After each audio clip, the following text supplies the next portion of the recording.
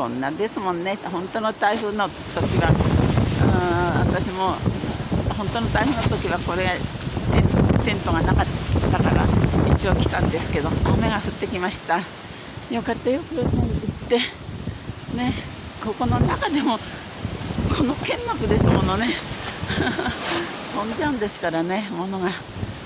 そりゃ台風の時はこれ飛ぶわけですよね、完全にね。雨が降ってきました。じゃあどうしよう、中に入ろうかな、小屋の中に。すごいわね。